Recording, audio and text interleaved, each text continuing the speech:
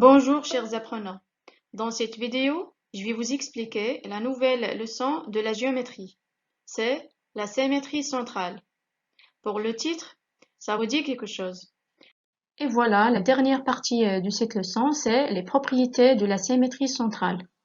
Premièrement, on va parler de la conservation par symétrie centrale. Alors, la symétrie centrale conserve les longueurs. Par exemple, si j'ai deux points A et B, je veux construire leur symétrique par rapport au point O, qui sont les points A' et B'. Et si je compare la distance entre A et B et celle entre A' et B', je trouve qu'elles sont égales. Donc la symétrie centrale a bien conservé la longueur. Aussi l'alignement des points. Si par exemple j'ajoute un troisième point E qui est aligné avec A et B, et je construis son symétrique par rapport au point O, donc je trouve que ce symétrique E' est aussi aligné avec A' et B'. Alors la symétrie centrale conserve l'alignement des points.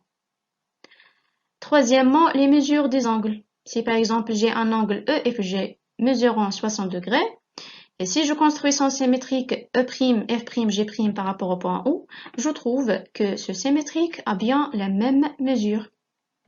Quatrièmement, la nature des figures. Alors, sur cette figure, on voit bien que A', B', C' est le symétrique de ABC par rapport à O. Et on a la même nature de figure. Alors, puisqu'on a dit que la symétrie conserve les longueurs, cela veut dire que AB est égal à A', B', BC est égal à B', C', et AC est égal à A', C'. Du coup, les périmètres et les aires sont aussi conservés. Maintenant, on va voir les symétriques des figures usuelles. Alors, les figures usuelles sont telles que une droite, une demi-droite, un segment, etc. Alors, par une symétrie centrale, le symétrique d'une droite est une droite qui lui est parallèle. Alors, on a la droite AB. Pour construire son symétrique par rapport à O, on construit d'abord les symétriques des points A et B, qui sont les points A', B'. Et puis, on construit la droite A', B'. Alors, les deux droites sont symétriques par rapport à O et sont parallèles. Maintenant, si on prend le segment AB, il a pour symétrique par rapport à O le segment A', B'. Ils ont la même longueur puisque la symétrie centrale conserve les longueurs et puis ils ont les supports qui sont parallèles. Donc, le symétrique d'un segment est un segment tel que leurs supports sont parallèles et ils ont la même longueur.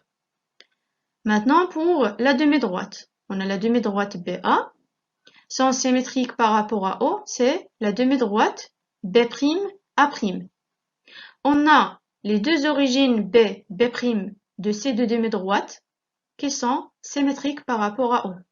Et on a aussi les supports qui sont parallèles.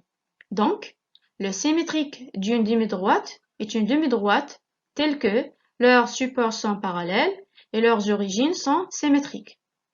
Maintenant, pour un cercle, on a ici un cercle du centre E et du rayon EF. Alors, on construit les symétriques des deux points, E et F, qui sont les points E' et F'.